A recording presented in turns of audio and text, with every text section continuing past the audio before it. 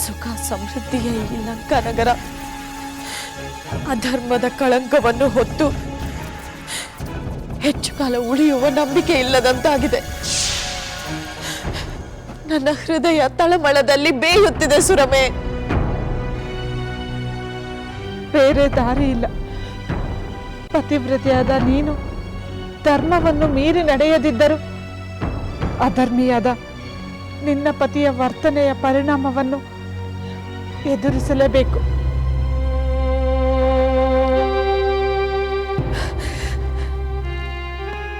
ಸುರಮೆ,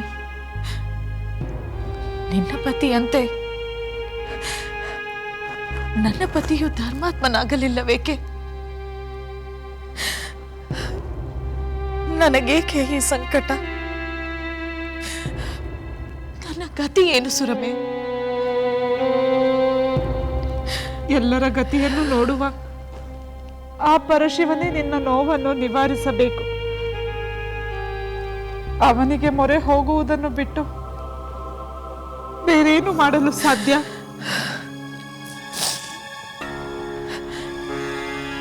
ಅಧರ್ಮದ ಕಾರ್ಯವನ್ನು ಮಾಡಿರುವ ನನ್ನ ಪತಿಯನ್ನು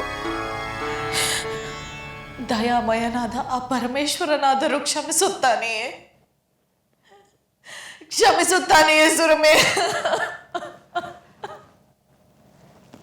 ಅದನ್ನು ಕಾಲವೇ ನಿರ್ಧರಿಸುತ್ತದೆ. ಸಮಾಧಾನ ಮಾಡಿಕೊ, ಸಮಾಧಾನ ಮಾಡಿಕೊ.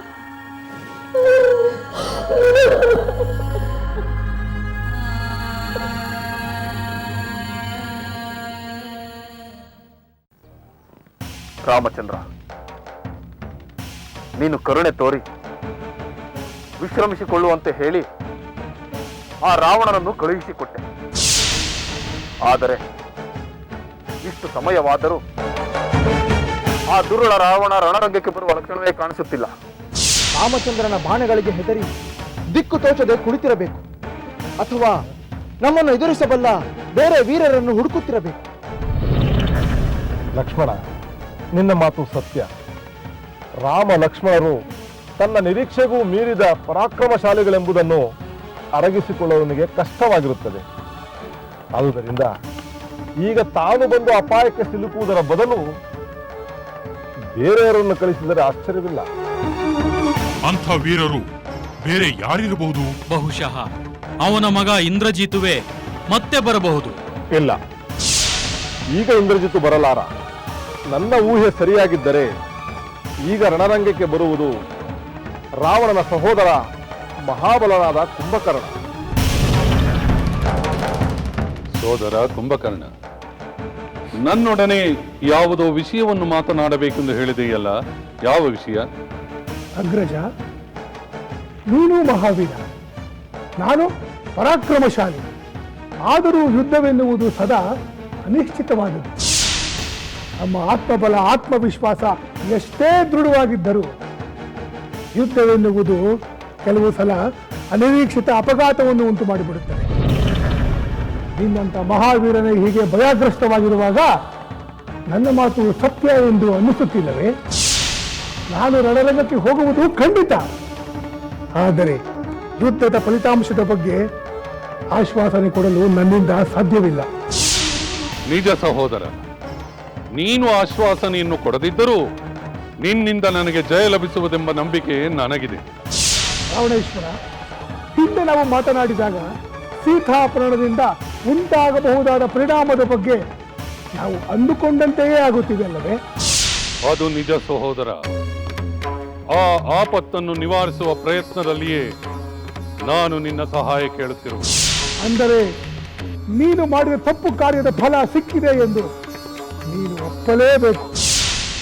ಆ ಕುಂಭಕರ್ಣ ಸದಾ ನಿದ್ರೆಯಲ್ಲಿ ಮುಳುಗಿರುತ್ತಾನಲ್ಲವೇ? ಅವನು ಬರುವುದು ಹೇಗೆ ಸಾಧ್ಯ? ಶಾಪಗ್ರಸ್ತನಾದ ಅವನು 6 ತಿಂಗಳುಗಳ ಕಾಲ ನಿದ್ದೆಯಲ್ಲಿರುತ್ತಾನೆ. ಕೇವಲ 1 ದಿನ ಮಾತ್ರ ಎಚ್ಚರಗೊಳ್ಳುತ್ತಾನೆ. ಅವನು ತಾನಾಗಿ ಎಚ್ಚರಗೊಳ್ಳಲು ಇನ್ನೂ ಸಾಕಷ್ಟು ಸಮಯವಿದೆ. ಆದುದರಿಂದ ರಾವಣ ಅವನನ್ನು ಬಲವಂತವಾಗಿ ಎಚ್ಚರಗೊಳಿಸಿ ರಣರಂಗಕ್ಕೆ ಕಳಿಸುವುದು ನಿಶ್ಚಯ. ಅವನು ಹಲವಾರು ಬಾರಿ ದೇವ ದಾನವ ಯಕ್ಷ ಗಂಧರ್ವರನ್ನು ಯುದ್ಧದಲ್ಲಿ ಸೋಲಿಸಿದ್ದಾನೆ. ಆದರೆ ಅವನು ನರರನ್ನು ವಾನರರನ್ನು ಸಂಹರಿಸಿಲ್ಲ ಅಲ್ಲವೇ? ಹೌದು, ಆದರೆ ದೇವತೆಗಳು ಎಷ್ಟೋ ಸಲ ಪ್ರಯತ್ನ ಪಟ್ಟರೂ ಕುಂಭಕರ್ಣನನ್ನು ಸೋಲಿಸಲಾಗಲಿಲ್ಲ. ಬೇರೆ ರಾಕ್ಷಸರಿಗೆ ವರಬಲವಿದ್ದರೆ ಅವನು ಸ್ವಭಾವ ಸಹಜವಾಗಿ ಮಹಾಪರಾಕ್ರಮಿ. ಹುಟ್ಟಿದ ಕೂಡಲೇ ಹಸಿವಿನಿಂದ ಪೀಡಿತನಾಗಿ ಹಲವಾರು ಪ್ರಾಣಿಗಳನ್ನು ನುಂಗಿದ. ಮುಂದೆ ಹಲವಾರು ಪ್ರಜೆಗಳು ಇವನಿಂದ ಹತರಾದರು. ಉಳಿದವರು ದೇವರಾಜನಾದ ಇಂದ್ರನ ಮೊರೆ ಹೊಕ್ಕರು.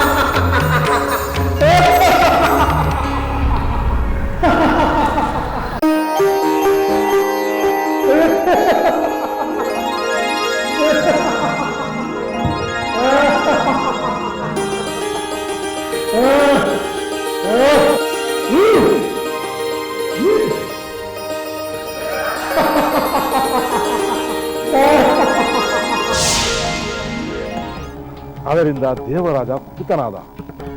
ತಕ್ಷಣ ತನ್ನ ವಜ್ರಾಯುಧದಿಂದ ಕುಂಭಕರ್ಣನಿಗೆ ಬಲವಾಗಿ ಪ್ರಹಾರ ಮಾಡಿದ. ಕೆರಳಿದ ಕುಂಭಕರ್ಣ ಸಿಂಹನಾದ ಮಾಡುತ್ತಾ ಅತ್ಯಂತ ಕ್ರೋಧಾವಿಷ್ಟನಾಗಿ ಐರಾವತದ ಕೊಂಬನ್ನೇ ಕಿತ್ತು ಇಂದ್ರನ ವಕ್ಷಸ್ಥಳದ ಮೇಲೆ ಪ್ರಹಾರ ಮಾಡಿದ. ಅದರಿಂದ ಹಿಮ್ಮೆಟ್ಟಿದ ದೇವರಾಜ ದೇವತೆಗಳೊಂದಿಗೆ ಬ್ರಹ್ಮನ ಬಳಿಗೆ ಹೋಗಿ ಕುಂಭಕರ್ಣನ ದೌರ್ಜನ್ಯವನ್ನು ವಿವರಿಸಿದ. ಕುಂಭಕರ್ಣ ತನ್ನ ಪ್ರಜೆಗಳನ್ನೇ ಭಕ್ಷಿಸುವುದನ್ನು, ದೇವತೆಗಳನ್ನು ಅವಮಾನಿಸುವುದನ್ನು, ಋಷ್ಯಾಶ್ರಮಗಳನ್ನು ಧ್ವಂಸ ಮಾಡುವುದನ್ನು, ಹಾಗೆ ಕುಂಭಕರ್ಣ ಇತ್ಯಾದಿ ದುಷ್ಕೃತ್ಯವನ್ನು ಹೇಳಿದ. ಬ್ರಹ್ಮದೇವ ನಮೋ ನಮಃ.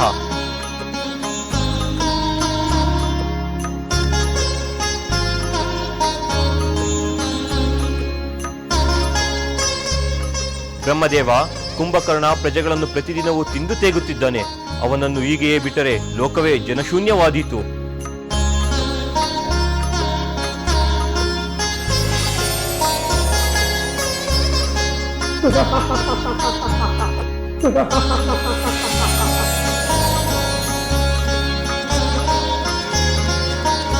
ಬ್ರಹ್ಮದೇವ ನಮೋ ನಮಃ, ನಮೋ ನಮಃ. ಕುಂಭಕರ್ಣ, ಲೋಕದ ವಿನಾಶಕ್ಕಾಗಿಯೇ ನೀನು ವಿಶ್ವವಸುವಿನಿಂದ ಹುಟ್ಟಿದಿರಿ. ಲೋಕಪೀಡಕನಾದ ನೀನು ಸದಾ ಸತ್ತವನಂತೆ ಇಂದು ಮೊದಲುಗೊಂಡು ನೀನು ಮಲಗಿಯೇ ಇರು. ಬ್ರಹ್ಮದೇವ ಪ್ರಭು ಎಂದು ಬ್ರಹ್ಮ ಕುಂಭಕರ್ಣನಿಗೆ ಶಾಪ ಕೊಟ್ಟಾಗ ರಾವಣನಿಗೆ ಆತಂಕವಾಯಿತು. ಆಗ ರಾವಣ ಬ್ರಹ್ಮದೇವನಲ್ಲಿ ಬೇಡಿಕೊಂಡ. ಪ್ರಜಾಪತಿ ಬ್ರಹ್ಮದೇವ, ನಿನ್ನ ಮೊಮ್ಮಗನಿಗೆ ಶಾಪ ಕೊಡುವುದು ತರವಲ್ಲ. ನಿನ್ನ ಶಾಪ ಸುಳ್ಳಾಗುವುದಿಲ್ಲವೆಂದು ನನಗೆ ಚೆನ್ನಾಗಿ ಗೊತ್ತು. ಆದ್ದರಿಂದ ಕುಂಭಕರ್ಣನು ಮಲಗುವ ಹಾಗೂ ಎಚ್ಚರಗೊಳ್ಳುವ ಕಾಲವನ್ನು ನಿರ್ಣಯಿಸಿ ಹೇಳುದೇವ. ಆದರೆ ಆ ಕುಂಭಕರ್ಣನು 6 ತಿಂಗಳು ಮಲಗಿದ್ದು 1 ದಿನ ಎಚ್ಚರಗೊಳ್ಳುವನು. ಆ 1 ದಿನದಲ್ಲಿ ಭಯಂಕರವಾದ ಹಸಿವನ್ನು ತಣಿಸಿಕೊಳ್ಳಲು ಅಗ್ನಿಯಂತೆ ಸಾವಿರಾರು ಜನರನ್ನು ಭಕ್ಷಿಸುವನು. ಪುನಃ ಮಲಗಿದರೆ ಬಹು ಪ್ರಯಾಸಪಟ್ಟು ಎಚ್ಚರಗೊಳಿಸಿದರೆ ಮಾತ್ರ ಹೇಳುತ್ತಾನೆ.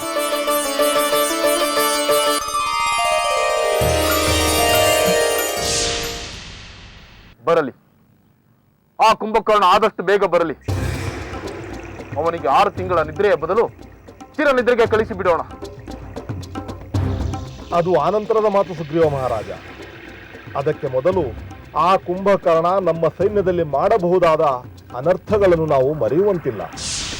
ನಿಜ ವಿಭೀಷಣ, ನಿನ್ನ ಮಾತು ಯಥಾರ್ಥವಾಗಿದೆ.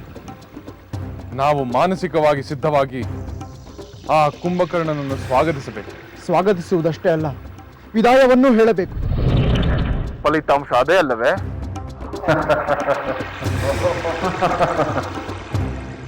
ಅಂದರೆ ನೀನು ಮಾಡಿದ ತಪ್ಪು ಕಾರ್ಯದ ಫಲ ಸಿಕ್ಕಿದೆ ಎಂದು ನೀನು ಒಪ್ಪಲೇಬೇಕು. ಈ ನನ್ನ ಸೋದರ ನನ್ನದೇ ಅಪರಾಧವೆಂದು ಮತ್ತೆ ಮತ್ತೆ ಒತ್ತಿ ಹೇಳುತ್ತಿದ್ದಾನೆ. ಈಗ ನಾನು ಇವನ ಮೇಲೆ ಕೋಪಿಸಿಕೊಳ್ಳಬಾರದು, ಏಕೆಂದರೆ ಈಗ ಇವನೇ ನನಗೆ ಈ ಯುದ್ಧವನ್ನು ಗೆದ್ದುಕೊಡಬೇಕಾದವನು. ರಾವಣೇಶ್ವರ, ಈಗ ನಾನು ಏನು ಮಾಡುತ್ತೇನೆಂದು ಹೇಳುತ್ತೇನೆ ಕೇಳು. ನೀನು ಚಿಂತೆಯನ್ನು ಬಿಡು, ಕೋಪ ಅಸಮಾಧಾನಗಳನ್ನು ತ್ಯಜಿಸು. ನಿನ್ನ ಸೋದರನಾದ ನಾನು ಇನ್ನೂ ಜೀವಂತವಾಗಿರುವವರೆಗೆ ನಿನಗೆ ದೀನಾವಸ್ಥೆ ಬರಲು ನಾನು ಖಂಡಿತ ಅವಕಾಶ ಕೊಡುವುದಿಲ್ಲ. ನಿನ್ನ ಭಯವನ್ನು ನಾನು ಹೋಗಲಾಡಿಸುತ್ತೇನೆ. ಸೋದರ, ನಿನ್ನ ಈ ಮಾತು ನನಗೆ ಸಂತೋಷವನ್ನು ಕೊಡುತ್ತಿದೆ.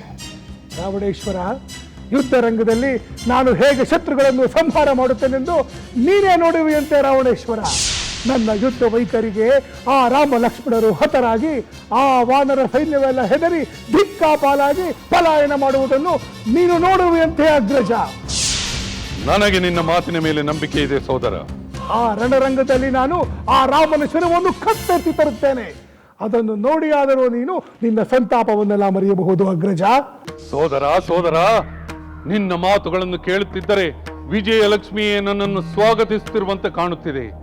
ಈ ಲಂಕೆಯ ವೈಭವ ಮತ್ತೆ ಮರಳಿ ಬಂದಂತೆ ಭಾಸವಾಗುತ್ತಿದೆ. ಭಾಸವಾಗುವುದಲ್ಲ ಲಂಕೇಶ್ವರ, ವಾಸ್ತವವಾಗಿ ಇದು ನಡೆಯುತ್ತದೆ. ಆ ವಾನರರಿಂದ ಕಣ್ಣೀರಿಡುತ್ತಿರುವ ನಮ್ಮ ರಾಕ್ಷಸ ಪ್ರಜೆಗಳ ಕಣ್ಣೀರಿಗೆ ತಕ್ಕ ಪ್ರತೀಕಾರವನ್ನು ಮಾಡಿಯೇ ಮಾಡುತ್ತೇನೆ. ಹೌದು ಸೋದರ, ಆ ವಾನರರಿಂದ ಲಂಕೆಗೆ ಬಹಳ ಹಾನಿಯಾಗಿದೆ. ಅದಕ್ಕಾಗಿಯೇ ಆ ವಾನರರ ರಾಜನಾದ ಸುಗ್ರೀವನನ್ನು ಕೊಂದು ಅವನ ಶರೀರವನ್ನು ಭಿನ್ನಗೊಳಿಸಿ ದಶದಿಕ್ಕುಗಳಿಗೆ ಎಸೆಯುತ್ತೇನೆ.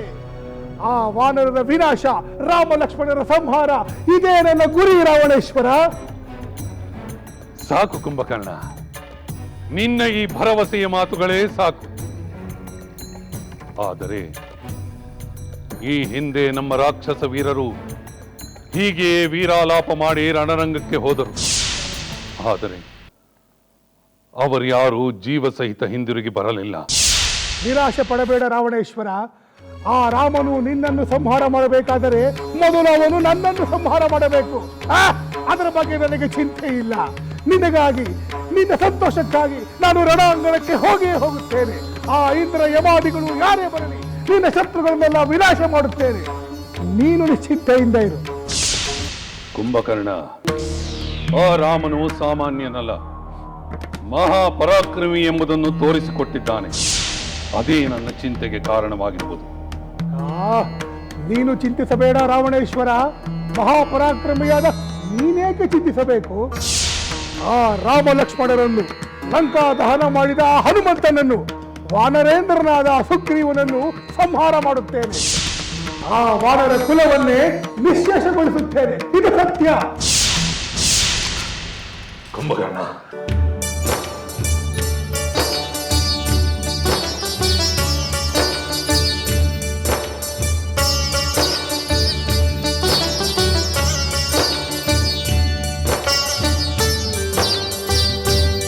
ಸೋದರ ರಾವಣೇಶ್ವರ, ನಾನು ನಿನಗೆ ಮಹತ್ತಾದ ವಿಜಯವನ್ನು ತಂದುಕೊಡಲು ಬಯಸುತ್ತೇನೆ. ನಿನಗೇನಾದರೂ ಇಂದ್ರನಿಂದಾಗಲಿ ಬ್ರಹ್ಮನಿಂದಾಗಲಿ ಭಯವಿದ್ದರೆ ಹೇಳು. ಕತ್ತಲೆಯನ್ನು ಸೂರ್ಯನು ಹೋಗಲಾಡಿಸುವಂತೆ ನಾನು ನಿನಗೆ ಆ ಭಯವನ್ನು ಹೋಗಲಾಡಿಸುತ್ತೇನೆ. ನನಗೆ ಅವರಾರ ಭಯವೂ ಇಲ್ಲ ಕುಂಭಕರ್ಣ. ಈಗ ಬಂದಿರುವ ಭಯ ನಿವಾರಣೆಯಾದರೆ ಅಷ್ಟು ಸಾಕು. ಸೋದರ, ನೀನು ಅಂದುಕೊಂಡಿರುವ ಭಯವನ್ನು ನಾನು ಭಯವೆಂದೇ ಅಂದುಕೊಂಡಿಲ್ಲ. ನಾನು ಕೋಪದಿಂದ ಅಬ್ಬರಿಸಿ ನಿಂತರೆ ಆ ದೇವತೆಗಳೇ ಜೀವ ತೊರೆದು ಭೂಮಿಯ ಮೇಲೆ ಮಲಗುತ್ತಾರೆ. ಅಂದ ಮೇಲೆ ಈ ನರವಾನರರು ನನಗೆ ಯಾವ ಲೆಕ್ಕ? ಕುಂಭಕರ್ಣ, ನಿನ್ನ ಬಲಪರಾಕ್ರಮಗಳ ಬಗ್ಗೆ ನಾನು ಹೊಸದಾಗಿ ತಿಳಿಯಬೇಕಾದ್ದೇನಿಲ್ಲ.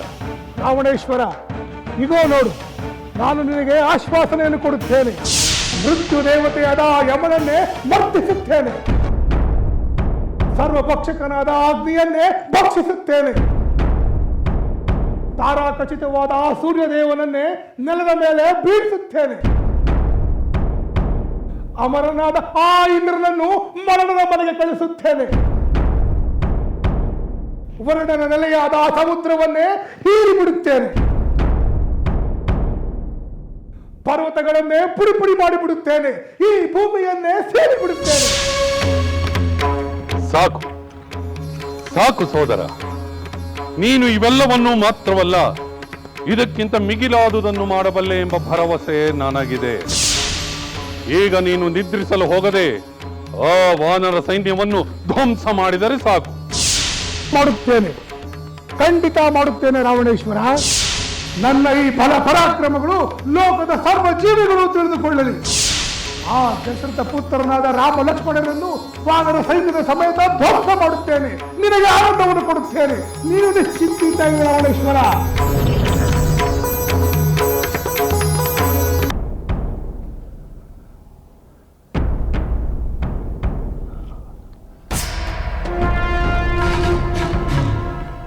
ಸೋದರ, ಇದೇನಿದು? ನಾನು ಭರವಸೆಯ ಭವ್ಯ ಮಹಲನ್ನೇ ನಿನ್ನ ಮುಂದೆ ನಿಲ್ಲಿಸಿದರು ನಿನ್ನ ಮುಖದಲ್ಲಿ ಇನ್ನೂ ಚಿಂತೆ ದೂರವಾಗುತ್ತಿಲ್ಲವಲ್ಲ? ನೀನು ನಿರಾತಂಕವಾಗಿ ವಿಶ್ರಾಂತಿ ಪಡೆದುಕೋ ರಾವಣೇಶ್ವರ. ಮದ್ಯಪಾನ ಭೋಗ ವಿಲಾಸಗಳಲ್ಲಿ ಆನಂದವಾಗಿರು. ನಾನು ವಿಜಯಿಯಾಗಿ ಬರುವುದನ್ನೇ ನಿರೀಕ್ಷಿಸುತ್ತಿರು. ರಾವಣೇಶ್ವರ, ಪ್ರಣಾಮಗಳು. ಮಹೋದರ, ಏನು ವಿಷಯ? ಪ್ರಭು, ತಾವು ಅಪ್ಪಣೆ ಕೊಟ್ಟರೆ ಕುಂಭಕರ್ಣನಿಗೆ ನಾನು ಕೆಲವು ಮಾತುಗಳನ್ನು ಹೇಳಲು ಇಷ್ಟಪಡುತ್ತೇನೆ. ಆಗಲಿ, ಹೇಳು ಮಹೋದರ. ನೀನು ನನ್ನ ಹಿತಚಿಂತಕ, ನನ್ನ ಹಿತೈಷಿಯಾಗಿ ನೀನು ಒಳ್ಳೆಯ ಮಾತುಗಳನ್ನೇ ಆಡುತ್ತೆ ಎಂದು ನಂಬಿದ್ದೇನೆ. ಕುಂಭಕರ್ಣ ಅತಿ ಉತ್ಸಾಹದಿಂದ ರಣರಂಗಕ್ಕೆ ಹೊರಟಿದ್ದಾನೆ.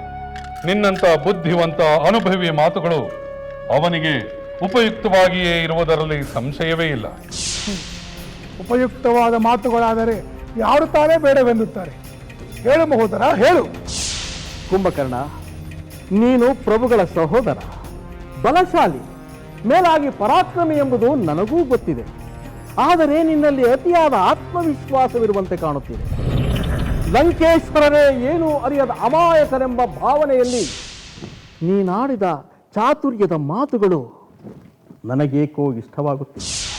ಮಹೋದರ, ಇನ್ನೊಬ್ಬರ ಮಾತುಗಳನ್ನು ಕದ್ದು ಕೇಳುವ ಆ ಸಣ್ಣ ಬುದ್ಧಿಯನ್ನು ನೀನಲ್ಲಿ ಕಲಿತೆ. ಕುಂಭಕರ್ಣ, ನಾನು ಕದ್ದು ಕೇಳಲಿಲ್ಲ. ಕಿವಿಗೆ ಬಿದ್ದ ಮಾತುಗಳನ್ನು ನಿಂತು ಸಾವಧಾನವಾಗಿ ಕೇಳಿಸಿಕೊಂಡೆ.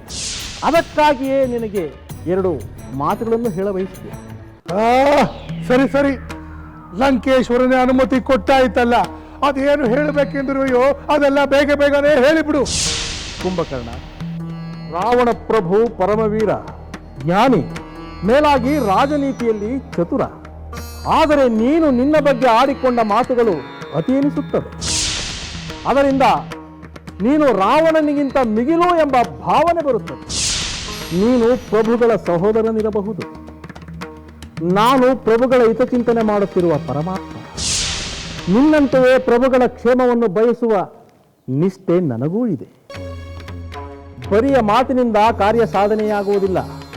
ಮಾತಿಗಿಂತ ಮಿಗಿಲಾದ ಕಾರ್ಯ ಈ ಸಮಯದಲ್ಲಿ ಅಗತ್ಯ ಎಂದು ಹೇಳಿದರೆ ಅಪರಾಧವೂ ಅಲ್ಲ. ಮಹೋದರ, ನಿನ್ನ ಮಾತು ಮಿತಿ ಮೀರುತ್ತಿದೆ. ನನ್ನನ್ನು ಅಪಮಾನಿಸಲು ಪ್ರಯತ್ನಿಸುತ್ತಿರುವೆ. ಸಾವಧಾನ ಕುಂಭಕರ್ಣ, ಸಾವಧಾನ. ಇದು ನಾವೇ ಕೋಪಿಸಿಕೊಳ್ಳುವ ಸಮಯವಲ್ಲ. ಮಹೋದರನ ಅಭಿಪ್ರಾಯವನ್ನು ಕೇಳೋಣ. ನೀನು ಹೇಳು ಮಹೋದರ. ಕುಂಭಕರ್ಣ, ನೀನು ಯುದ್ಧ ಭೂಮಿಗೆ ಒಬ್ಬನೇ ಹೋಗುವುದಾಗಿ ಹೇಳಿದೆ. ರಾಮ ಲಕ್ಷ್ಮಣರನ್ನು ಕೊಲ್ಲುವುದಾಗಿ ಹೇಳಿದೆ. ವಾನರ ಸೇನೆಯನ್ನು ನಾಶಗೊಳಿಸುವುದಾಗಿ ಹೇಳಿದೆ. ಇದೇಕೋ ಅಸಂಗತವಾಗಿ ಕಾಣುತ್ತಿದೆ. ಇದು ಅನುಚಿತವೆನಿಸುತ್ತದೆ. ಅಂಥ ಭಾವನೆ ಬರಲು ಕಾರಣವೇನು? ನೀನು ನನ್ನ ಪರಾಕ್ರಮದ ಅರಿವಿಲ್ಲದ ಮರುಳನೇನೋ? ಮರುಳನಲ್ಲ ಕುಂಭಕರ್ಣ, ವಾಸ್ತವದ ಅರಿವಿನಿಂದ ನಾನು ಹೇಳುತ್ತಿದ್ದೇನೆ. ಈ ಹಿಂದೆ ಜನಸ್ಥಾನದಲ್ಲಿ ರಾಮನೋರ್ವನೇ 14,000 ರಾಕ್ಷಸ ವೀರರನ್ನು ಸಂಹರಿಸಿದ. ಅಂಥವನನ್ನು ನೀನು ಒಬ್ಬನೇ ಹೇಗೆ ಸಂಹರಿಸಬಲ್ಲೆ? ಅಂದರೆ ನನ್ನಿಂದ ರಾಮನನ್ನು ಸಂಹಾರ ಮಾಡಲು ಸಾಧ್ಯವಿಲ್ಲವೆಂದು ನಿನ್ನ ಅರ್ಥವೇನೋ? ಸಾಧ್ಯಾಸಾಧ್ಯತೆಯ ವಿಚಾರ ಆಮೇಲೆ. ರಾಮ ವೀರ, ಮಹಾಪರಾಕ್ರಮಿ. ಈ ಕಟು ಸತ್ಯವನ್ನು ನಾವು ಅರಿತುಕೊಳ್ಳಬೇಕು. ಮಹೋದರ, ನೀನು ಅನಗತ್ಯವಾಗಿ ಶತ್ರುಗಳನ್ನು ಹೊಗಳುತ್ತಿರುವೆ. ಹೊಗಳಿಕೆಯಲ್ಲ ಕುಂಭಕರ್ಣ, ಇದು ಸತ್ಯ ಸಂಗತಿ. ಹೌದು ಕುಂಭಕರ್ಣ, ಶತ್ರು ಪ್ರಶಂಸೆಯನ್ನು ನಾನು ಸಹಿಸುವುದಿಲ್ಲ. ಆದರೆ ಮಹೋದರನ ಮಾತುಗಳಲ್ಲೂ ಸತ್ಯವಿದೆ. ಪ್ರಭು, ಶತ್ರುಗಳನ್ನು ಹೊಗಳುವುದು ನನ್ನ ಉದ್ದೇಶವಲ್ಲ. ಆದರೆ ಈ ಯುದ್ಧದ ಸಂದರ್ಭದಲ್ಲಿ ನಾವು ವಾಸ್ತವಾಂಶವನ್ನು ಸರಿಯಾಗಿ ತೂಗಿ ನೋಡಿ ಆ ನಂತರ ನಾವು ಕಾರ್ಯರಂಗಕ್ಕೆ ಇಳಿಯದೆ ಅನ್ಯ ಮಾರ್ಗವಿಲ್ಲ. ನನ್ನ ದೃಷ್ಟಿಯಲ್ಲಿ ಸದ್ಯದ ಪರಿಸ್ಥಿತಿಯಲ್ಲಿ ಕುಂಭಕರ್ಣ ಏಕಾಂಗಿಯಾಗಿ ರಣರಂಗಕ್ಕೆ ಹೋಗುವುದು ಉಚಿತವಲ್ಲ. ಸೋದರ ಕುಂಭಕರ್ಣ, ಮಹೋದರನ ಮಾತುಗಳನ್ನು ಯೋಚಿಸುವುದು ಒಳ್ಳೆಯದೇ. ಸೋದರ, ಈ ಮಹೋದರನು ತನ್ನ ಮಾತುಗಳಿಂದ ನಿನ್ನ ಆತ್ಮವಿಶ್ವಾಸವನ್ನು ಹಾಳು ಮಾಡುತ್ತಿದ್ದಾನೆ. ವಿನಾಕಾರಣ ನನ್ನ ಶೌರ್ಯ, ಬಲ, ಪರಾಕ್ರಮಗಳ ಬಗ್ಗೆ ಅಪನಂಬಿಕೆ ಪಡುತ್ತಿದ್ದಾನೆ. ಇವನು ಏನೇ ಹೇಳಲಿ, ನಾನೊಬ್ಬನೇ ಆ ರಾಮ ಲಕ್ಷ್ಮಣರ ವಾನರ ಸೈನ್ಯವನ್ನು ಧೂಳೀಪಟ ಮಾಡಬಲ್ಲೆ. ಇದನ್ನೇ ನಾನು ಅತಿಯಾದ ಆತ್ಮವಿಶ್ವಾಸ ಎಂದು ಹೇಳಿದ್ದೆ. ನಮಗೆ ನಾವೇ ಹೆಮ್ಮೆ ಪಟ್ಟುಕೊಂಡರೆ ಅಹಂಕಾರವೆನಿಸಿಕೊಳ್ಳುತ್ತದೆ. ಸತ್ಯವನ್ನು ಒಪ್ಪಿಕೊಳ್ಳದೆ ಭ್ರಮೆಯಿಂದ ಕಾರ್ಯಶೀಲರಾದರೆ ಅದು ಅನಾಹುತಕ್ಕೆ ನಾಂದಿಯಾಗುತ್ತದೆ. ಮಹೋದರ, ನೀನು ಇನ್ನೊಬ್ಬ ವಿಭೀಷಣನಂತೆ ಸಮಯೋಚಿತವಲ್ಲದ ಉಪದೇಶ ಮಾಡಿ ನನ್ನ ಸೋದರನಲ್ಲಿ ಅನುಮಾನದ ಅಲೆಗಳನ್ನು ಏಳಿಸುತ್ತಿರುವೆ. ನೀನು ಮಿತ್ರನ ವೇಷದಲ್ಲಿರುವ ಶತ್ರು ಎಂದೇ ಶಂಕೆ ಮೂಡುತ್ತಿದೆ. ರಾವಣೇಶ್ವರ, ನಾನು ಈ ಮಹೋದರನ ಮರಳು ಮಾತುಗಳನ್ನು ಕೇಳುತ್ತಾ ಕಾಲಹರಣ ಮಾಡಲು ಅಥವಾ ರಣಾಂಗಣಕ್ಕೆ ಹೋಗಲು ನೀನೇ ನಿರ್ಧರಿಸು. ಕುಂಭಕರ್ಣ, ಮಹೋದರ ಏನೇ ಹೇಳಿದರೂ ನನಗೆ ನಿನ್ನ ಮೇಲೆ ವಿಶ್ವಾಸವಿದೆ. ನಿನ್ನ ಪರಾಕ್ರಮದ ಬಗ್ಗೆ ಭರವಸೆ ಇದೆ. ಹೋಗು, ರಣರಂಗಕ್ಕೆ ಹೋಗಿ ಶತ್ರುಗಳನ್ನು ಸಂಹರಿಸಿ ವಿಜಯಶಾಲಿಯಾಗಿ ಬಾ.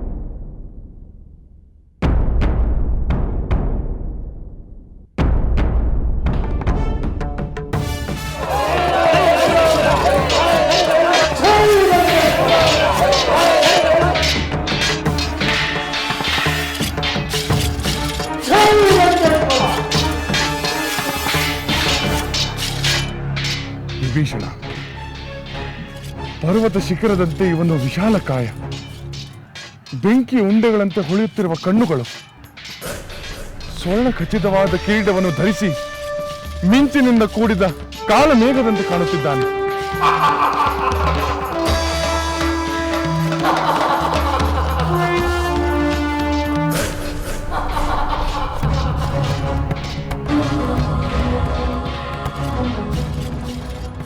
ಅಲ್ಲಿ ನೋಡು, ನಮ್ಮ ವಾನರ ಸೈನಿಕರು ಇವನನ್ನು ಕಂಡ ಕೂಡಲೇ ಹೆದರಿ ಓಡುತ್ತಿದ್ದಾರೆ.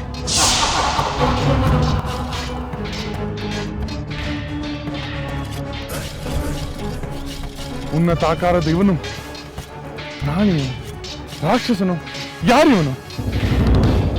ರಾಘವ, ನಾನು ಬಿಡಾರದಲ್ಲಿ ಹೇಳಿದ ಮಾತು ನಿಜವಾಯಿತು. ಇವನೇ ರಾವಣನ ಮತ್ತೊಬ್ಬ ಸಹೋದರನಾದ ಮಹಾಬಲ ಕುಂಭಕರ್ಣ.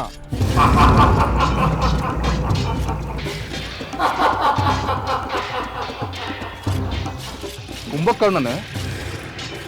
ಆಕಾರದಲ್ಲೇನೋ ಇವನು ಬೃಹತ್ತಾಗೇ ಇದ್ದಾನೆ. ಬರೀ ಆಕಾರದಲ್ಲಿ ಮಾತ್ರವಲ್ಲ ವಾನರೇಂದ್ರ, ಬಲ ಪರಾಕ್ರಮಗಳಲ್ಲೂ ಇವನು ಬೃಹತ್ತೆ. ಇವನಷ್ಟು ದೈತ್ಯದೇಹಿ ರಾಕ್ಷಸರಲ್ಲಿ ಯಾರೊಬ್ಬರಲ್ಲೂ ಇಲ್ಲ. ಪ್ರಭು ರಾಮಚಂದ್ರ, ಈಗ ಇವನು ಬಲವಂತದಿಂದ ಎಚ್ಚರಗೊಂಡಿದ್ದಾನೆ. ಹಸಿವು ಮತ್ತು ನಿದ್ರೆಯಿಂದ ಕ್ರೋಧಗೊಂಡು ಭಯಂಕರನಾಗಿದ್ದಾನೆ. ಇರಲಿ, ಇವನು ಯಾರೇ ಆಗಿರಲಿ, ಯಾವ ಸ್ಥಿತಿಯಲ್ಲೇ ಇರಲಿ, ನಾವಿವನೊಂದಿಗೆ ಯುದ್ಧ ಮಾಡಲೇಬೇಕು. ನಾವು ಹಿಂಜರಿಯಬೇಕಾಗಿಲ್ಲ. ನಮ್ಮ ಶಕ್ತಿಯನ್ನೆಲ್ಲ ಕ್ರೋಢೀಕರಿಸಿಕೊಂಡು ಇವನ ಮೇಲೆ ಆಕ್ರಮಣ ಮಾಡೋಣ. ಹೌದು ಶ್ರೀರಾಮಚಂದ್ರ, ನಮ್ಮ ವಾನರ ವೀರರು ಬಂಡೆಗಳು ಮತ್ತು ಆಯುಧಗಳನ್ನು ಹಿಡಿದು ಸಿದ್ಧರಾಗಿದ್ದಾರೆ. ಇವನು ನಮ್ಮ ಶತ್ರು ಅಷ್ಟೇ. ಶತ್ರು ಸಂಹಾರ ನಮ್ಮ ಗುರಿ. ಜೈ ಶ್ರೀರಾಮ್, ಜೈ ಶ್ರೀರಾಮ್, ಜೈ ಶ್ರೀರಾಮ್, ಜೈ ಶ್ರೀರಾಮ್, ಜೈ ಶ್ರೀರಾಮ್, ಜೈ ಶ್ರೀರಾಮ್, ಜೈ ಶ್ರೀರಾಮ್, ಜೈ ಶ್ರೀರಾಮ್, ಜೈ ಶ್ರೀರಾಮ್, ಜೈ ಶ್ರೀರಾಮ್, ಜೈ ಶ್ರೀರಾಮ್.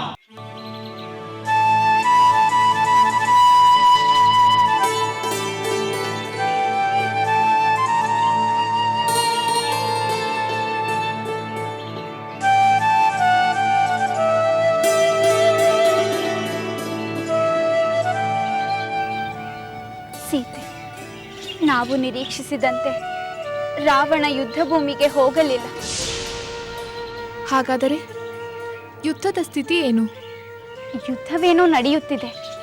ಆದರೆ ರಣರಂಗಕ್ಕೆ ಹೋದವನು ರಾವಣನಲ್ಲ, ಅವನ ಸೋದರ ಕುಂಭಕರ್ಣ. ಹಾಗಾದರೆ ನಿದ್ರಾವಶನಾಗಿದ್ದ ಕುಂಭಕರ್ಣನನ್ನು ಎಚ್ಚರಗೊಳಿಸಿದರೆ? ಹೌದು ಸೀತೆ, ಕುಂಭಕರ್ಣ ಎಚ್ಚರಗೊಂಡರೆ ಸಾವಿರಾರು ಜೀವಗಳ ಬಲಿಯಾಗುತ್ತದೆ. ಅವನೇ ರಣರಂಗಕ್ಕೆ ಬಂದರೆ ಅದೆಷ್ಟು ವಾನರರನ್ನು ತಿಂದು ತೇಗುತ್ತಾನೋ ಎಂದು ಆತಂಕವಾಗುತ್ತಿದೆ. ತ್ರಿಜಟೆ, ವಾನರರು ಅಷ್ಟು ಸುಲಭವಾಗಿ ಕುಂಭಕರ್ಣನಿಗೆ ಆಹುತಿಯಾಗುವುದಿಲ್ಲ. ನನ್ನ ಸ್ವಾಮಿ ಅವರನ್ನು ರಕ್ಷಿಸದೆ ಸುಮ್ಮನಿರುವುದಿಲ್ಲ. ಆದರೂ ಕುಂಭಕರ್ಣ ಅಪ್ರತಿಮ ವೀರ ಸೀತೆ. ಹಿಂದೆ ಹೋದ ರಾಕ್ಷಸ ವೀರರಿಗಿಂತ ಇವನು ಬಲಶಾಲಿ. ವಾನರ ಸೈನ್ಯದಲ್ಲಿ ಅವರಿಗಿಂತ ಇವನು ಹೆಚ್ಚು ಹಾನಿ ಮಾಡಬಲ್ಲ ಸಮರ್ಥ. ಇರಬಹುದು ತ್ರಿಜಟೆ. ನೀನು ಲಂಕೆಯಲ್ಲೇ ಇದ್ದಿದ್ದರಿಂದ ಕುಂಭಕರ್ಣನ ಬಲ ಪರಾಕ್ರಮಗಳನ್ನು ಕೇಳಿರುವೆ, ಕಂಡಿರುವೆ. ಆದರೆ ನಿನಗೆ ನನ್ನ ಸ್ವಾಮಿಯ ಪರಾಕ್ರಮದ ತಿಳುವಳಿಕೆ ಇಲ್ಲ. ಅದನ್ನು ನಾನು ಕಣ್ಣಾರೆ ಕಂಡಿದ್ದೇನೆ. ವನವಾಸದ ಕಾಲದಲ್ಲಿ ವಿರಾದ ರಾಕ್ಷಸನನ್ನು ಸಂಹರಿಸಿದರು. ಜನಸ್ಥಾನದಲ್ಲಿ ಖರಾದೂಷಣರೊಂದಿಗೆ 14,000 ರಾಕ್ಷಸರನ್ನು 1.5 ಮುಹೂರ್ತದಲ್ಲಿ ಸಂಹರಿಸಿದ್ದನ್ನು ಕಂಡಿದ್ದೇನೆ ತ್ರಿಜಟೆ. ನನಗೂ ನನ್ನ ಪ್ರಭು ವಿಭೀಷಣರಿಂದ ಶ್ರೀರಾಮನ ಪರಾಕ್ರಮದ ಬಗ್ಗೆ ಸಾಕಷ್ಟು ತಿಳಿದಿದೆ ಸೀತೆ. ಅಂದ ಮೇಲೆ ಕುಂಭಕರ್ಣ ರಣರಂಗಕ್ಕೆ ಬಂದನೆಂದು ಏಕೆ ಆತಂಕ ಪಡಬೇಕು? ಸ್ವತಃ ಆ ರಾವಣ ನನ್ನ ಸ್ವಾಮಿಯೊಂದಿಗೆ ಹೋರಾಡಿ ಪರಾಜಿತನಾಗಿ ಹಿಂದಿರುಗಿರುವಾಗ ಅವನ ಸೋದರ ಏನು ಮಾಡಬಲ್ಲ? ಆ ಕುಂಭಕರ್ಣ ಏನು ಮಾಡುತ್ತಾನೆ ಎಂಬುದನ್ನು ಮತ್ತೆ ನಾನೇ ಬಂದು ತಿಳಿಸುತ್ತೇನೆ. ಈಗ ಬರಲೇ? ಹಾಗೆ ಮಾಡು ತ್ರಿಜಟೆ. ನನಗಂತೂ ಕುಂಭಕರ್ಣ ನನ್ನ ಸ್ವಾಮಿಯ ಕಡೆ ಸೈನ್ಯಕ್ಕೆ ಹೆಚ್ಚು ಹಾನಿ ಮಾಡುವ ಮೊದಲೇ ಅವನ ಸಂಹಾರವಾಗುತ್ತದೆ ಎನಿಸುತ್ತಿದೆ. ಅದನ್ನೇ ನಿರೀಕ್ಷಿಸೋಣ. ನಾನು ಮತ್ತೆ ಬರುತ್ತೇನೆ.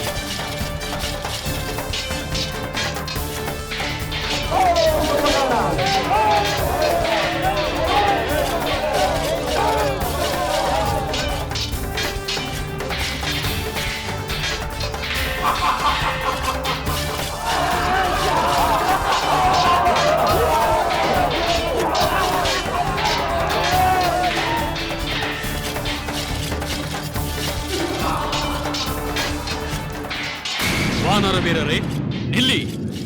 ವಾನರವೀರರೇ ಹೆದರಬೇಡಿ. ಸತ್ಕುಲದಲ್ಲಿ ಹುಟ್ಟಿದ ಮಹಾಪರಾಕ್ರಮಿಗಳಾದ ನೀವು ಆ ರಾಕ್ಷಸರಿಗೆ ಏಕೆ ಹೆದರುತ್ತೀರಿ? ಈ ದೈತ್ಯಾಕಾರದ ರಾಕ್ಷಸರನ್ನು ಕಂಡು ಏಕೆ ಭಯಭೀತರಾಗುತ್ತೀರಿ?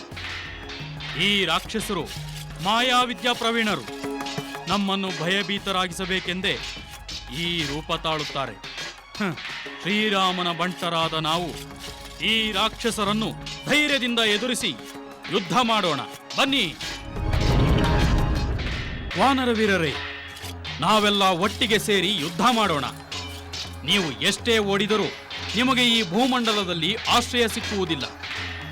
ಸುಗ್ರೀವನ ಆಜ್ಞೆಯನ್ನು ಮೀರಿ ಪಲಾಯನ ಮಾಡಿ ನೀವು ನಿಮ್ಮ ಪ್ರಾಣ ಉಳಿಸಿಕೊಳ್ಳಲು ಸಾಧ್ಯವಿಲ್ಲ. ಯುವರಾಜ, ಆ ಭಯಂಕರ ರಾಕ್ಷಸ ಕುಂಭಕರ್ಣ ಬಹಳ ಕ್ರೂರವಾಗಿ ನಮ್ಮ ವಾನರರನ್ನು ಸಂಹಾರ ಮಾಡುತ್ತಿದ್ದಾನೆ. ಅವನ ಕೈಗೆ ಸಿಕ್ಕಿ ನಾವು ಸಾಯಲಾರೆವು.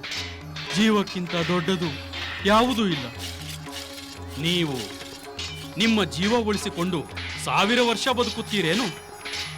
ಅಯ್ಯೋ ಮೂಢರೆ, ನೀವು ರಣರಂಗದಲ್ಲಿ ಹೆದರಿ ಹೇಡಿಗಳಂತೆ ಓಡಿ ಹೋದರೆ ನಿಮ್ಮ ಪತ್ನಿಯರೇ ನಿಮ್ಮನ್ನು ತುಚ್ಛವಾಗಿ ಕಾಣುತ್ತಾರೆ.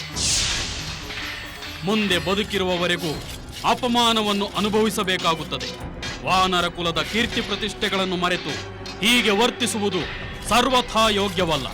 ಬೇರೆ ದಾರಿ ಏನಿದೆ ಯುವರಾಜ? ಇಲ್ಲಿಯವರೆಗೂ ನಾವು ಹೋರಾಡಿದೆವು, ಆದರೆ ಆ ಭಯಂಕರ ಕುಂಭಕರ್ಣನ ದಾಳಿಯನ್ನು ತಡೆಯುವುದು ಸಾಧ್ಯವಿಲ್ಲವಲ್ಲ. ಓಡದೆ ಬೇರೇನು ಮಾಡಬೇಕು?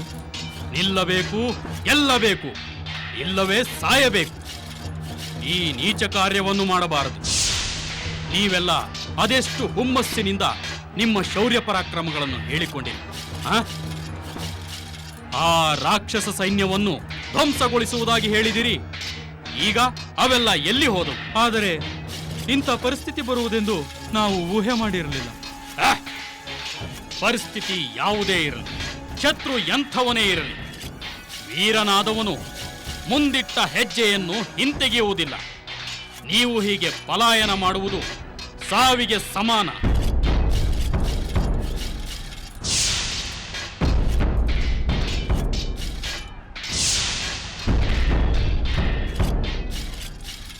ಹೇಳಿ, ನೀವು ಸತ್ತಂತೆ ಬದುಕುತ್ತೀರಾ? ಭಯ ಬಿಟ್ಟು ಧೀರರಾಗಿ ನಡೆದುಕೊಳ್ಳುತ್ತೀರಾ? ಸತ್ಪುರುಷರಾಗಿ ಹೋರಾಡಿ ಸಾಯುತ್ತೀರಾ?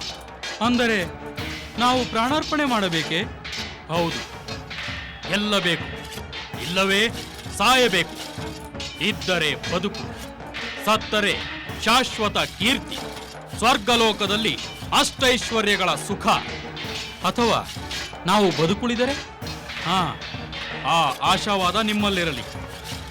ಬೆಂಕಿಯ ಬಳಿ ಬಂದ ಪತಂಗ ಹೇಗೆ ಜೀವಸಹಿತ ಉಳಿಯುವುದಿಲ್ಲವೋ ಹಾಗೆ ಶ್ರೀರಾಮನ ಎದುರಿಗೆ ಬಂದ ಆ ದುಷ್ಟ ರಾಕ್ಷಸ ಜೀವಂತವಾಗಿ ಮರಳುವುದಿಲ್ಲ.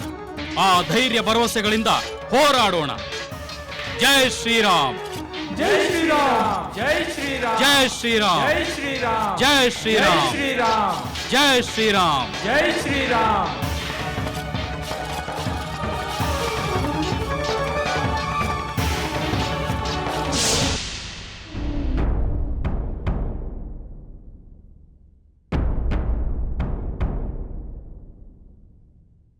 ಪ್ರಣಾಮಗಳು ಮಹಾಪ್ರಭು. ಎಲೈ ದೂತ, ನೀನು ರಣರಂಗದಿಂದ ಬರುತ್ತಿರುವೆಯೇನು? ಹೌದು ಪ್ರಭು. ಕುಂಭಕರ್ಣನ ಸೋಲಿನ ವಿಚಾರವನ್ನೇನಾದರೂ ತಂದಿದ್ದರೆ ಅದನ್ನು ಹೇಳದೆ ಹೊರಟು ಹೋಗು. ಇಲ್ಲ ಪ್ರಭು, ನಾನು ಸೋಲಿನ ವಿಚಾರವನ್ನು ಹೇಳಲು ಬಂದಿಲ್ಲ, ಗೆಲುವಿನ ವಿಚಾರವನ್ನು ಹೇಳಲು ಬಂದಿದ್ದೇನೆ. ಏನು? ಕುಂಭಕರ್ಣನ ಗೆಲುವಿನ ವಿಚಾರವನ್ನು ಹೇಳಲು ಬಂದೆಯಾ? ಹೌದು ಪ್ರಭು. ಬೇಗ ಹೇಳು, ಬೇಗ ಹೇಳು. ಪ್ರಭು, ನಮ್ಮ ಮಹಾವೀರ ಕುಂಭಕರ್ಣ ಯುದ್ಧ ಭೂಮಿಯನ್ನು ಪ್ರವೇಶಿಸುತ್ತಿದ್ದಂತೆ ಬಿರುಗಾಳಿಗೆ ಸಿಕ್ಕ ತರೆಗೆಲೆಗಳಂತೆ ಇಡೀ ವಾನರ ಸೈನ್ಯ ಜೀವಭಯದಿಂದ ಓಡತೊಡಗಿತು. ಅಂಗದ ಅವರನ್ನು ತಡೆದ, ಆದರೆ ಕುಂಭಕರ್ಣ ಆ ವಾನರನ್ನೆಲ್ಲ ಸಂಹರಿಸತೊಡಗಿದರು. ಪ್ರಭು, ಅವರು ರಣರಂಗಕ್ಕೆ ಬಂದದ್ದು ಇರುವೆ ಗೂಡಿನ ಮೇಲೆ ಮದಗಜ ನಡೆದಂತಾಯಿತು. ಭಲೆ ಭಲೆ ಭಲೆ ಕುಂಭಕರ್ಣ, ಭಲೆ. ನನ್ನ ಜೀವ ಸಂತೋಷಗೊಂಡಿತು. ಅಲೈ ದೂತ, ಆ ಕುಂಭಕರ್ಣನನ್ನು ಎದುರಿಸಲು ರಾಮನ ಸೈನ್ಯದ ಅತೀರ್ಥ ಮಹಾರಥರಾರು ಬರಲಿಲ್ಲವೇ? ಎಲ್ಲ ದೂರದಲ್ಲಿದ್ದರು ಪ್ರಭು. ಅಲ್ಲಿದ್ದವನು ಅಂಗದನೊಬ್ಬನೇ. ಮೊದಲೇನೋ ಅವನು ಓಡುತ್ತಿದ್ದ ವಾನರನ್ನು ಯುದ್ಧ ಮಾಡಲು ಪ್ರೇರೇಪಿಸಿದ. ಆದರೆ ಕುಂಭಕರ್ಣನ ಅಬ್ಬರಕ್ಕೆ ಇಡೀ ಸೈನ್ಯ ದಿಕ್ಕಾಪಾಲಾಗಿ ಓಡತೊಡಗಿತು. ಆಗ ಅಂಗದನ ಮುಖ ನೋಡಬೇಕಾಯಿತು ಪ್ರಭು. ಅವನು ವಾನರನ್ನು ಕುರಿತು ದೊಡ್ಡ ಭಾಷಣವನ್ನೇ ಆರಂಭಿಸಿದ. ಏನು? ಯುದ್ಧ ಭೂಮಿಯಲ್ಲಿ ಅಂಗದನ ಭಾಷಣವೇ?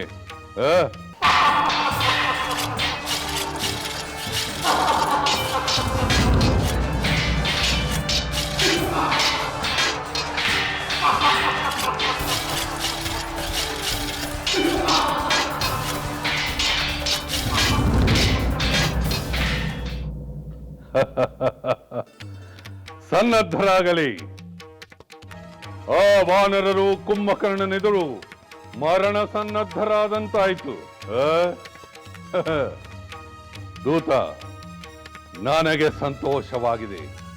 ನನಗೆ ಇನ್ನೂ ಸಂತೋಷವಾಗಬೇಕೆಂದರೆ ಲಂಕಾ ದಹನ ಮಾಡಿದ ಹನುಮಂತನನ್ನು ಕುಂಭಕರ್ಣ ಕೊಲ್ಲಬೇಕು. ನನ್ನೆದುರೇ ಅಧಿಕ ಪ್ರಸಂಗದನದಿಂದ ನಡೆದುಕೊಂಡ ಅಂಗದನನ್ನು ಕುಂಭಕರ್ಣ ಕೊಲ್ಲಬೇಕು. ರಾಮ ಲಕ್ಷ್ಮಣರನ್ನು ಸಂಹರಿಸಬೇಕು. ಆ ಆನಂದದ ವಾರ್ತೆಯನ್ನು ತರಲು ಮತ್ತೆ ನೀನು ರಣರಂಗಕ್ಕೆ ಹೋಗು. ಸಾಧ್ಯವಿಲ್ಲ, ಎಂದಿಗೂ ಸಾಧ್ಯವಿಲ್ಲ. ಕುಂಭಕರ್ಣನಿಂದ ವಾನರ ಸೇನೆ ನಾಶವಾಗುವುದೆಂಬ ರಾವಣನ ಭ್ರಮೆ ಸತ್ಯವಾಗಲು ಸಾಧ್ಯವೇ ಇಲ್ಲ. ಆ ಕುಂಭಕರ್ಣ ತನ್ನ ದೈತ್ಯಾಕಾರದಿಂದ ಕೆಲವರನ್ನು ಎದುರಿಸಿರಬಹುದು, ತನ್ನ ಅಬ್ಬರದಿಂದ ಕೆಲವು ವಾನರನ್ನು ಸಂಹರಿಸಿರಬಹುದು. ಅವನ ಬಲ ಪರಾಕ್ರಮಗಳು ಅತಿಶಯವಾದರೂ ಅವನು ಅಜೇಯನಾಗಿ ಉಳಿಯುವುದಾಗಲಿ, ನಮ್ಮ ವಿರುದ್ಧ ವಿಜಯದುಂದುಬಿಯನ್ನು ಮೊಳಗಿಸುವುದಾಗಲಿ ಎಂದೆಂದಿಗೂ ಸಾಧ್ಯವಿಲ್ಲ. ಹೌದು ವಾನರೇಂದ್ರ, ಅವನು ಇನ್ನಷ್ಟು ವಿಜೃಂಭಿಸಲು ನಾವು ಅವಕಾಶ ಕೊಡಬಾರದು. ನಾನು ಈಗಲೇ ರಣಭೂಮಿಗೆ ಹೋಗಿ ಆ ಕುಂಭಕರ್ಣನನ್ನು ಎದುರಿಸುತ್ತೇನೆ. ನನ್ನ ಹರಿತವಾದ ಬಾಣಗಳಿಂದ ಅವನನ್ನು ಸಂಹರಿಸುತ್ತೇನೆ. ಶಾಂತನಾಗು ಲಕ್ಷ್ಮಣ, ಶಾಂತನಾಗು. ಕುಂಭಕರ್ಣ ಮಹಾಪರಾಕ್ರಮಶಾಲಿ ಎಂಬುದು ವಿಭೀಷಣನ ಮಾತುಗಳಿಂದ ನಮಗೆ ಮೊದಲೇ ತಿಳಿದಿತ್ತು. ಆ ಕುಂಭಕರ್ಣನ ಅಂತ್ಯವಾಗದೆ ನಮಗೆ ಜಯ ಲಭಿಸುವುದಿಲ್ಲ ಎಂಬುದು ಅಷ್ಟೇ ಸತ್ಯ. ಅವನಿಂದ ಅಪಾರ ಪ್ರಮಾಣದಲ್ಲಿ ನಮ್ಮ ವಾನರ ಸೈನ್ಯ ನಾಶವಾಗುತ್ತಿದೆ ಎಂಬುದನ್ನು ಯಾರು ತಾನೇ ಸಹಿಸುತ್ತಾರೆ? ಅವನನ್ನು ದಮನ ಮಾಡುವ ಹೊಣೆ ನಮ್ಮೆಲ್ಲರ ಮೇಲಿದೆ.